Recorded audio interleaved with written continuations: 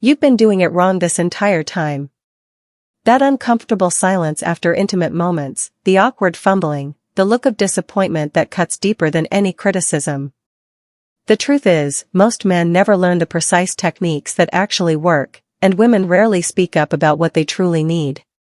Today, that changes completely. Before we dive into the exact methods that transform amateur attempts into masterful techniques, let me be clear about something important. I won't be sharing any personal contact information because this channel exists solely to provide free, accessible education while maintaining complete privacy for everyone involved. This knowledge should be available to all, without barriers or judgment.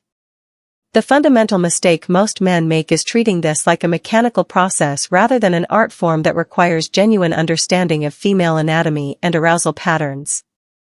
You're about to discover why your current approach fails and exactly how to fix it permanently. The first critical error happens before any physical contact begins. Most men skip the essential preparation phase entirely.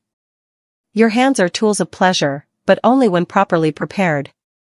Sharp or rough nails create microscopic tears that cause discomfort and increase infection risk. Unwashed hands introduce bacteria that can lead to urinary tract infections or worse. Even wedding rings can create painful friction against delicate tissues. Here's what you must do every single time. Trim your nails short and file them completely smooth. Wash your hands thoroughly with antibacterial soap, paying special attention to the area under your nails. Remove all jewelry from your hands and wrists. Keep high-quality, unscented water-based lubricant within easy reach. This preparation isn't optional, it's mandatory for her safety and your success. Now we address the second major mistake. Rushing straight to genital contact. Female arousal follows a completely different pattern than male arousal. While men can be ready within seconds, women require a systematic awakening of their entire nervous system. This isn't a flaw to overcome, it's a feature to embrace and master. Begin your approach at least 12 inches away from any intimate areas. Focus on her neck, specifically the sensitive spots just below her earlobes. Move to her collarbones using gentle, deliberate strokes. Pay attention to the inner surfaces of her arms, an often overlooked erogenous zone. Work your way down to her lower back, applying firm pressure with your palms. Trace along her hip bones and spend significant time on her outer thighs. The key principle here is building anticipation through proximity without direct contact. As you move closer to intimate areas, deliberately slow your pace. This creates psychological tension that enhances physical sensitivity when you finally make contact. When you reach the inner thigh area, this is where most men make their third critical error. They immediately go for direct genital contact. Instead, maintain the teasing approach. Place your palm over her underwear, applying gentle downward pressure for several seconds, then release completely. Trace the edges of her underwear fabric without going underneath. Create waves of pressure and release that make her body crave more direct stimulation. This teasing phase serves a crucial physiological purpose. It increases blood flow to the clitoris, labia, and vaginal entrance. The tissues become more sensitive, natural lubrication increases, and the pelvic floor muscles begin to relax. Skipping this phase is like trying to start a car without turning the key. Only after she's responding with obvious signs of arousal should you proceed to direct skin contact. Even then, maintain the gradual approach. With her underwear still in place, trace the outline of her outer lips through the fabric. Watch for her breathing patterns to change, notice if her hips begin moving involuntarily, listen for soft sounds that indicate mounting pleasure. When she gives clear verbal consent for skin-to-skin contact, begin with the lightest possible touch along her outer lips. Think feather light pressure, just enough contact to register sensation without overwhelming sensitive nerve endings. Many men apply far too much pressure far too quickly, which can actually decrease sensitivity rather than enhance it. The outer lips contain fewer nerve endings than the inner areas, making them perfect for initial contact. Stroke along their length using just your fingertip, varying the pressure from barely there to slightly firmer based on her responses. Pay attention to her body language. If she presses against your hand, she wants more pressure. If she pulls away or tenses up, lighten your touch immediately. Next, move to the inner lips, which contain significantly more nerve endings. These tissues are more delicate and require even gentler handling initially. Use the same feather light approach, tracing their contours without any pulling or stretching motions. The inner lips will naturally part as arousal increases, revealing the vaginal entrance and clitoral area. Now we reach the most misunderstood aspect of female anatomy. The clitoris. Most men think they know what this is, but they're completely wrong. The visible part, called the glans, is just the tip of a much larger internal structure. This small visible portion contains over 8,000 nerve endings, more than the entire head of a penis. Direct contact with the glans is often too intense, especially early in the arousal process. Instead of attacking the clitoris directly, focus on the clitoral hood, the skin that covers and protects the glans. Circle around this area using gentle, consistent motions. Try vertical strokes from the pubic mound down toward the vaginal entrance and back up. Experiment with figure 8 patterns around the hood area. Use 2 fingers together for broader contact or a single fingertip for more focused pressure. The critical principle here is consistency over intensity. Random poking or constantly changing techniques confuse her nervous system and prevent the building of sexual tension. Find a rhythm and stick with it long enough for her body to respond. When you discover something she likes, resist the urge to immediately intensify it. Let the pleasure build gradually. Communication during this phase becomes essential, but not in the way most people think. Instead of asking broad questions like, "Does this feel good?" ask specific, actionable questions. Softer or firmer? Faster or slower? Higher or lower? These questions give her clear options and help you fine-tune your technique precisely. Many men make the mistake of interpreting wetness as readiness for penetration. Wetness indicates arousal, not necessarily readiness for internal stimulation. Always ask explicit permission before any internal contact. When she does consent, preparation remains crucial. Apply additional lubricant even if she seems naturally wet.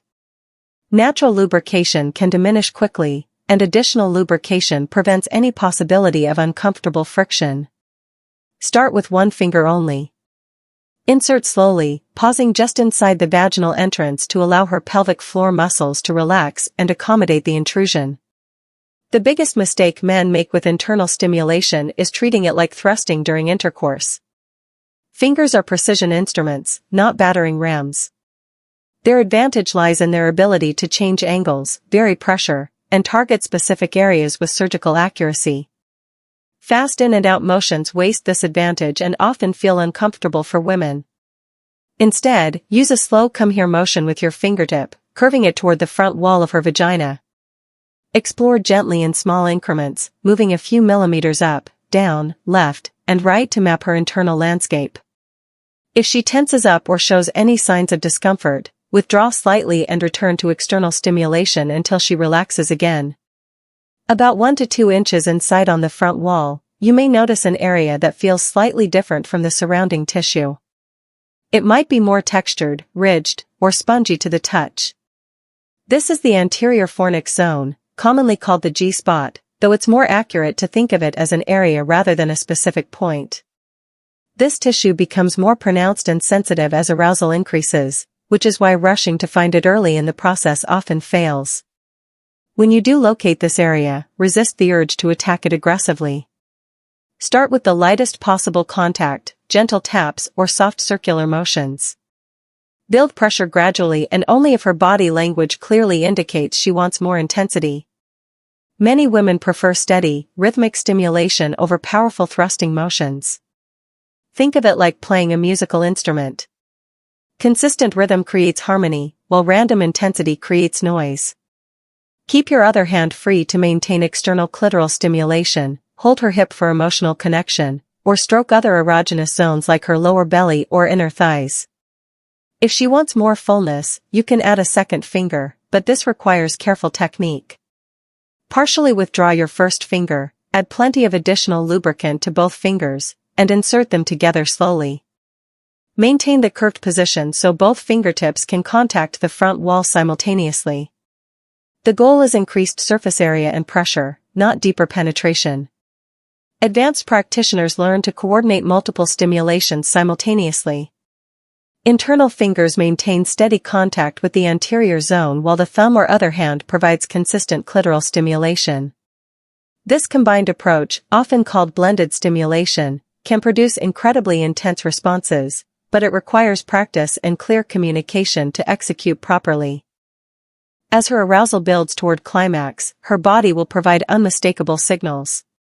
Her breathing will deepen and quicken. Her hips may begin pressing against your hand more insistently.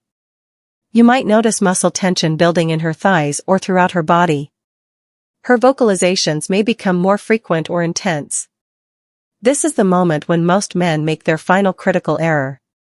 They change what they're doing just as her body is responding optimally.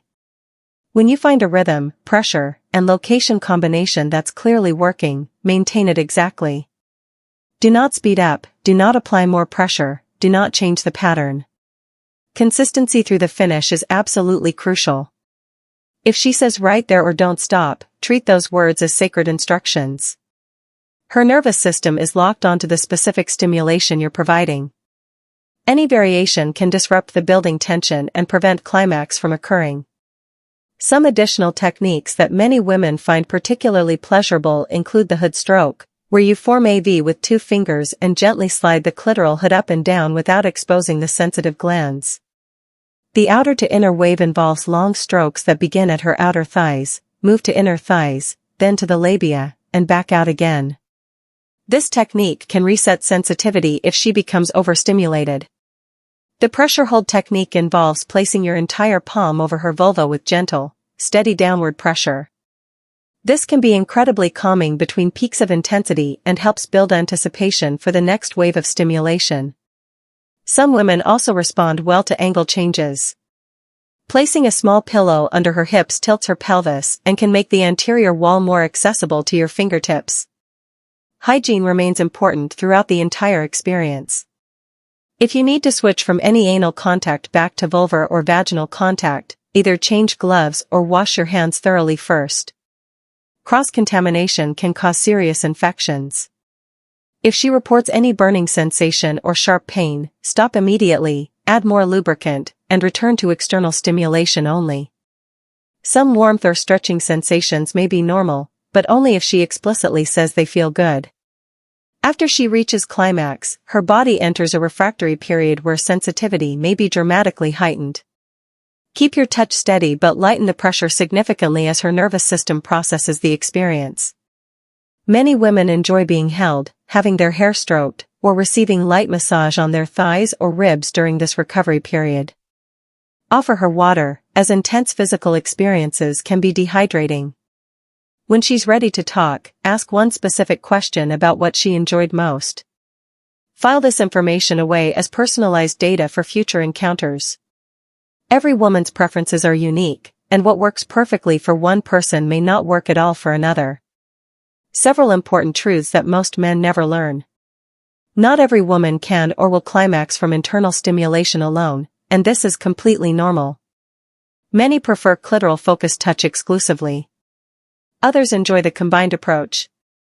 The only way to know what works for any individual is through careful observation, active listening, and direct communication. The emotional atmosphere plays a massive role in physical response. When a woman feels safe, appreciated, and unhurried, her body responds more readily. Blood flow improves, natural lubrication increases, pelvic floor muscles relax more easily, and her capacity for pleasure expands significantly. Conversely, if she feels rushed, judged, or unsafe, her body may shut down physically regardless of your technical skill. This is why the preparation phase and gradual build-up are so crucial. You're not just stimulating her body, you're creating an emotional environment where pleasure can flourish. Take your time, pay attention to her responses, communicate clearly and kindly, and always prioritize her comfort and consent above your own desires or ego. Your hands have the potential to be extraordinary instruments of pleasure when you use them with patience, precision, and genuine care for her experience. The techniques I've shared today are based on medical understanding of female anatomy and arousal patterns, but they're just the starting point. Real mastery comes through practice, communication, and a sincere desire to give pleasure rather than just demonstrate your abilities. Remember, every woman is different. What sends one person into ecstasy might be completely ineffective or even uncomfortable for another. Stay curious, stay humble, and never assume that past experience with other partners automatically applies to your current situation. These skills aren't just about physical technique. They're about emotional intelligence, communication, respect, and genuine care for another person's well-being and pleasure. Master these elements together, and you'll develop capabilities that go far beyond what most men ever achieve. If you found this information valuable, please subscribe to this channel for more evidence-based guidance on intimate relationships and sexual health. Leave a comment below because we read every single one and respond personally to questions and experiences you'd like to share. Remember, great lovers are made, not born, and the journey of learning never truly ends. Here's to your continued growth and to creating more pleasure and connection in the world. Live well.